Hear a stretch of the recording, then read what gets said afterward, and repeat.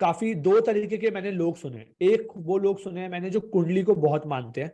वो ये कहते हैं कि आई एम श्योर कि कुंडली वही है जो आप प्लेनेटरी पोजीशंस की बात कर रहे हैं, उस मोमेंट के हाउसेस की बात कर रहे हैं, वो क्या है वो सब कुंडली में डिफाइन हो रहा है। बट कई लोग बोलते हैं कि यार मैं पैदा हुआ उस समय, मेरी कुंडली में जो भी किसी ने मुझे वो कुंडली बना के दी, मेरे कोई कर्म नहीं थे उस टाइम पे। मैंने ना अच्छा किया, ना लाइफ में बुरा किया, ना मैंने कोई एक्शन किया, ना मैंने कोई एक्शन नहीं किया। तो कुंडली कैसे डिफाइन करेगी कि मेरी लाइफ कहाँ लेके जाएगी? ये तो मेरे कर्म डिफाइन करने चाहिए, पहले से लिखित तो नहीं हो सकता। तो इस जो ये थोड़ी सी एक कंफ्यूजन स्टेट रहती है लोगों के माइंड में, क्योंकि कई लोग जो कुंडली को मानते हैं वो भी सोचते हैं हाँ बात तो सही है, जब किसी ने कुछ किया ही नहीं, वो छोटा सा बच्चा है जिसने कभी कुछ किया ही नहीं, तो आप पहले से कैसे डिफाइन कर दोगे कि उसकी लाइफ कहाँ जाने वाली है? इस चीज को आप कैसे एक्सप्लेन करेंगे? देखो, इसको एक्सप्लेन करने का पहले एक एग्जांपल से एक्सप्लेन करूंगी। प्री डिफाइंड होता है, प्री डेस्टाइन्ड होता है। हम जन्म लेते हैं, साथ साथ हम किस घर में जन्म लेंगे, किससे क्या रिश्ता रहेगा, ये प्री डिस्टाइंड होता है, ये एस्ट्रोलॉजी कहती है। अगर एक आम भाषा में एग्जांपल मैं आपको दूं तो कोई अगर ये प्रश्न पूछता है आपसे, तो उससे ये भी प्रश्न पूछा जा सकता है कि आप रोड पे चल रहे हैं और आप देखें कि एक गाय खड़ी है, वो 10 लोग निकल जाते हैं, किसी को कुछ नहीं करती, वो एक ही को आके हिट करती है। वो एक ही के पास आके उसे क्यों हिट करती है? अब उसका कुछ ना कुछ उससे डेफिनेटली कार्मिक कनेक्शन होता है। बहुत सारे लोग आपको सामने से आते नजर आते हैं जब किसी मार्केट में या रोड पे चल रहे होते हैं, पब्लिक प्लेस पे। कुछ लोगों की ऑरा, कुछ लोगों को देख के बड़ा आप अच्छा महसूस करते हैं, बड़ा प्लीजेंट सा फील करते हैं। कुछ लोगों को देख के लगता है कि पता नहीं ये कौन है। मतलब एक जो एक्चुअली ये हमारे प्लैनेट्स होते हैं जो हमें किसी की तरफ अट्रैक्ट करते हैं या नहीं करते हैं। ये प्लानिटरी इन्फ्लुएंसेस होते हैं, और यही इन्फ्लुएंसेस जब कोई बच्चा जन्म लेता है उसके साथ ही आते हैं, वो उस परिवार से जुड़े हुए होते हैं। और अब अगर जैसे ये कहा कि कैसे डिसाइड होगा, वो तो देखो कार्मिक कनेक्शन है। कैसे कि अगर परिवार में 4 लोग हैं, एक व्यक्ति बीमार हुआ, ठीक है, तो बाकी 3 उससे प्रभावित होते हैं या नहीं होते हैं? होते हैं। भले ही कितना अच्छा उनका समय चल रहा हो, है ना। जी। तो ये हमारे कर्मों का कनेक्शन है, तभी वो 4 लोग एक घर में जुड़े, ये कार्मिक है। यानी कि ये ऑलरेडी डिस्टाइंड है ना। अब जैसे कि अब बच्चे के बारे में जैसे आपने कहा कि उसका आगे क्या होगा क्या नहीं होगा, अब ये डिपेंड करता है उसके दशा सीक्वेंस पे, उसके परिवार का भी महत्वपूर्ण रोल रहेगा। अगर उस बच्चे ने विदेश जाके पढ़ना लिखा है, तो कहीं ना कहीं उसके फादर की सिचुएशन बेहतर होगी, उसके घर के अर्नर की सिचुएशन बेहतर होनी शुरू होगी, उनके प्लैनेट्स मजबूत होने शुरू होंगे, तभी वो बाहर जाएगा। मतलब कहीं ना कहीं कनेक्शन होता है। अगर एक परिवार के 4 लोगों के चार्ट लेके, मेरे पास है ऐसे चार्ट जहां पर जो कॉम्बिनेशन ऑफ द प्लैनेट है बिल्कुल सेम है। एक कुंडली है पूरे परिवार की, शनि मंगल साथ में, घर के चारों लोगों की कुंडली में साथ में, और उनके साथ जो इंस्टेंसेस हुए हैं वो भी। तो ऐसे बहुत सारे प्रैक्टिकल एग्जाम्पल हैं जो ये दिखाते हैं कि क्या क्यों, जैसे आपने पूछा, ये उसका आंसर है। तो मैम क्या तो कर्मों से कुछ भी चेंज नहीं हो सकता? मतलब पहले से सब कुछ लिखा हुआ है, आपके एक्शंस के ऊपर कुछ भी डिपेंडेंट नहीं है? नहीं, बिल्कुल है, बिल्कुल है। ये बात सही है कि प्रीडिस्टाइंड है, ठीक है, और हमारे साथ जो लिखा है वो होना है। एस्ट्रोलॉजी कहाँ हेल्प करती है आपको कि मेरे पास सपोज एक व्यक्ति आया, उसकी कुंडली मैंने देखी, वो बड़ा अच्छा कर्म करने वाला धार्मिक इंसान है, सब कुछ बेटर कर रहा है। बट उसकी कुंडली में मैं देखती हूँ कि बड़ा आने वाले कुछ महीनों के बाद बड़ी समस्या आ रही है, बहुत ज्यादा दुखी वो रहने वाला है, क्योंकि उसका 868 हाउस का कुछ कनेक्शन आ रहा है, 12th हाउस का कुछ कनेक्शन आ रहा है उसके चार्ट। यानी कि वो प्रारब्ध था, उसने प्रारब्ध में कुछ ऐसा किया जिसके कारण उसको अब ऐसा समय देख, है ना, था, इसलिए देखना है। बट अभी का कर्म तो ठीक है उसके, अभी तक तो ठीक चल रहे थे। तो एज एस्ट्रोलॉजी यहाँ पर हेल्प करती है कि वो उसको अवेयर करेगी कि देखो ये जो मंथ्स हैं ये आपके लिए खराब आ रहे हैं, ठीक है, आपको इस फेज में क्या करना है। आप पर्टिकुलर पूजा पाठ कर सकते हैं, दान कर सकते हैं, वो उसको बताया जाएगा, उसको सिर्फ रिकमेंड किया जाएगा। बाकी उसको मेंटली वो प्रिपेयर हो जाएगा कि हाँ मेरा ये समय खराब, ठीक है। वो कष्ट उसको अचानक नहीं आए।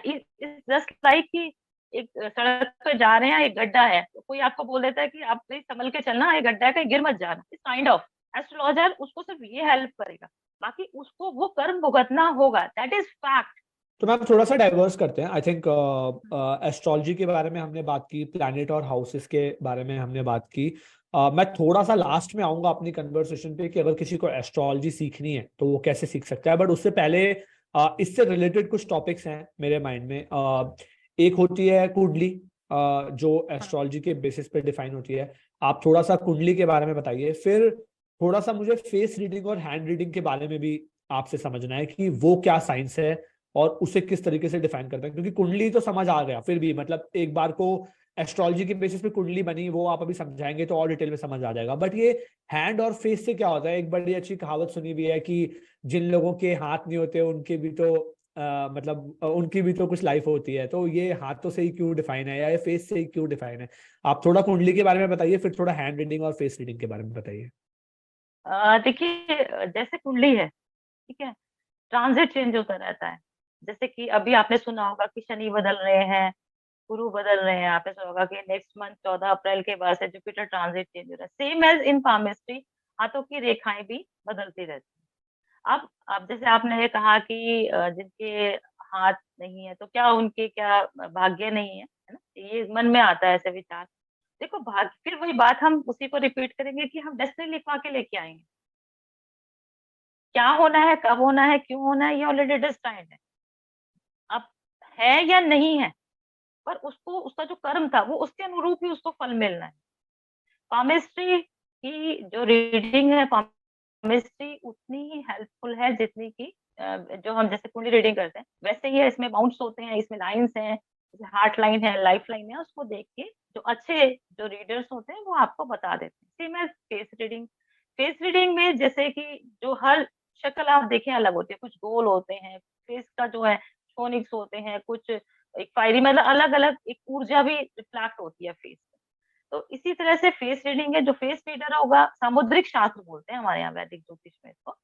सामुद्रिक शास्त्र के हिसाब से जैसे किसी के चेहरे पे तिल का निशान है, किस डायरेक्शन में है, आईब्रोज कितनी ऊंची है, आईज, मून अगर किसी का देखना है, चंद्रमा देखना है तो उसकी आंखों से पता चल जाएगा किस तरीके का स्वभाव उसका है। ठीक है, सेम एज जैसे हमारा चेहरा है, जैसे कुंडली होती है ना, 12 हाउसेस होते हैं, ऐसे ही फेस रीडर के लिए एक चेहरा होता है। वो देखकर आंखों से, नाक से, चिन से, है ना, ये बता सकता है कि आपका कौन सा प्लैनेट कैसा है। तो ये भी उतना ही महत्वपूर्ण है। जैसे बॉडी लैंग्वेज होती है ना, बॉडी लैंग्वेज से पहचान जाते हैं कि किस तरीके का एटीट्यूड है। सेम एज फेस रीडिंग से आपका जो एटीट्यूड ऑफ लाइफ है वो पता चल जाता है। तो ये भी बहुत महत्वपूर्ण है। ठीक है मैम, तो इसको एक एक करके मतलब थोड़ा सा ब्रेक डाउन करते हैं। तो मतलब अगर कुंडली को ब्रेक डाउन करना है मुझे, तो मैं जो समझ पाया हूँ आपसे वो ये समझ पाया हूँ कि जो हाउसेज और प्लैनेट्स की पोजीशन है उसके हाँ, बेसिस पे एक कुंडली प्रिपेयर होती है, राइट। हाँ, और वो जो कुंडली होती है उसमें उस पैदा होने के टाइम पे आपके हाउसेज और आपके प्लैनेट्स की पोजीशन की जो भी स्टेप, मतलब जो भी पोजीशन होती है उसके बेसिस पे आप उसकी पूरी लाइफ डिफाइन कर देते हैं कि जब वो 20 साल का होगा उस टाइम पे क्या टाइम चल रहा होगा। मतलब वो कैलकुलेशन वहीं से स्टार्ट हुई, लेकिन आपने 20 साल बाद के प्लैनेट्स की पोजीशन डिटरमाइन कर ली और आपने बता दिया कि 20 साल में उसके साथ ये हो सकता है, 30 साल में ये हो सकता है, शादी का टाइम ये हो सकता है, बच्चे का टाइम ये हो सकता है। वो सारी चीजें वहीं से डिफाइन हो गई। तो जो कुंडली बनी वो तो पूरी की पूरी आपकी एस्ट्रोलॉजी की जो साइंस थी उसके बेसिस पे ही पूरी बन गई और आपने आगे की सारी मैथमेटिकल कैलकुलेशन करके उसकी लाइफ डिफाइन कर दी, करेक्ट? करेक्ट। ठीक है। सो कुंडली को अभी साइड कर देते हैं, अभी हैंड रीडिंग पे आते हैं। आपने बताया कि हैंड रीडिंग करने के लिए अभी पहले तो मैं ये समझना चाहता हूँ कि हैंड रीडिंग के बीच में और जो अभी तक हम एस्ट्रोलॉजी की बात कर रहे थे इसके बीच में डायरेक्ट रिलेशन है? मतलब जो एस्ट्रोलॉजी के मेरी जो कुंडली देख के कोई बता पाएगा, क्या वही मेरी हैंड रीडिंग देख के बता पाएगा, या फिर हैंड रीडिंग एक बिल्कुल सेपरेट साइंस है? नहीं, हैंड राइटिंग रिलेट करती है। इसमें भी पर्वत होते हैं, सूर्य पर्वत है, गुरु पर्वत है, पर्वत होते हैं, माउंट्स होते हैं इसमें। तो वो उसकी अवस्था को जान जाता है। जैसे हमारे लिए समझना आसान होता है कि गुरु बड़ा अच्छा है, एग्जॉल्टेड है, कर्क राशि में चले गए, बहुत बढ़िया हो गए। ये जो जो जुपिटर माउंट है वो अच्छा उभरा हुआ है, अच्छा है, वेल प्लेस्ड है, तो वो एक अच्छा फार्मिस्ट उसको देख के बता देगा आपके पास पैसा अच्छा रहेगा। तो ये रिलेट करता है। तो लेफ्ट और राइट हैंड का सेपरेटली वर्क करता है? मतलब लेफ्ट हैंड सेपरेट चीजें बताता है, राइट हैंड सेपरेट चीजें बताता है? थोड़ा सा अलग होता है, राइट अलग होता है। राइट आपको मिलता है, लेफ्ट एक्चुअली आपका जो कर्म है उसको रिप्रेजेंट करता है। बट फीमेल के केसेस में हम लेफ्ट को ही देखते एक हैंड वो है जो आपको डेस्टिनी से मिल रहा है, मतलब जो आपको भगवान ने दिया है, और एक हाथ आप वो बोल रहे हैं जिस जो आपके कर्म के बेसिस पे आपकी लकीरें बदलती है, उसके बेसिस पे आप बता रहे हैं। सो अगर आप थोड़ा सा आइडिया दे पाए, मतलब मैं अपने हाथ नहीं पढ़वाना चाहता आपसे, but just for audience to understand, मैं एक बार आपको ऐसे हाथ दिखा रहा हूँ अपना, ये मेरा लेफ्ट हैंड है, ये मेरा राइट हैंड है, आप जो बोलेंगे वो दिखा दूंगा। अगर आप ऑडियंस के लिए थोड़ा सा बता पाए कि मतलब जैसे आप बता रहे थे, जैसे मैंने सुना है कि ये उठा हुआ होता है तो लोग कुछ बोलते हैं, आपके ये उठे हुए होते हैं तो लोग कुछ बोलते हैं, और ये लकीरें तो काफी फेमस ही हैं। अगर आप हल्का सा ब्रेक डाउन कर पाए कि क्या क्या चीजें हैं जो अगर किसी को हैंड रीडिंग करते हैं, किसी की हैंड रीडिंग होती है, तो क्या क्या चीजें देखी जाती हैं हाथ में से? सबसे पहले तो किसी का भी आप हाथ देख रहे हैं तो ये देखिए कि बहुत ज्यादा लाइनें ना हो, बहुत ज्यादा छोटी लाइनें छोटी नहीं है? लाइनें बड़ी, मतलब कम, जितनी कम लकीरें हैं उतना अच्छा है, ओके। है ना। ओके। दूसरा कि आपका भी जैसे कार्मिक हाथ, मतलब ठीक है, कर्म के हिसाब से आपका जो हाथ है वो बहुत अच्छा है। माउंट्स अगर आपके देखे जाए तो ये जो माउंट्स हैं, जो जो फिंगर के एंड पे बीच में जो उठा हुआ जो भाग है, ये आपके ये। अच्छे नजर आ रहे हैं। हाँ, ये ओके। अच्छे हैं, आपके माउंट्स ये अच्छे जितना हैं। जितना तो उठा होता है उतना अच्छा होता है? अच्छे, हाँ, उतना अच्छा माना जाता है, बट थोड़ा सा भी हम डिस्टेंस पे बहुत ज्यादा है, मोटे मोटे बातें आपको बता रहे हैं। दूसरा, जैसे आपने जी ये जी। पर्वत, ये जो आपने बोला, ये उभरा हुआ होता है, अंगूठे के नीचे का जैसे स्थान है, अंगूठे के नीचे की तरफ वाला स्थान होता है, हाँ, अच्छा ये। ये जो ओके। नीचे नीचे जैसे एंड एंड में ये वीनस, ये, हाँ, ये जितना उभरा हुआ होता है उतना अच्छा होता है। तो ये ओके। एक्चुअली बेसिक्स है ये, कि ओके। आपको देख के ही कोई आपको बता देगा। बाकी इतना मैं आपको बता देती हूँ, जिसकी डिटेल्स नहीं होती ना, date of birth, time, place नहीं है, जो अच्छा पामिस्ट होगा ना, वो आपसे डिटेल्स भी निकाल देगा कि आपका कौन से साल का जन्म है, आपका किस टाइम का जन्म है, ये भी वो बता देगा।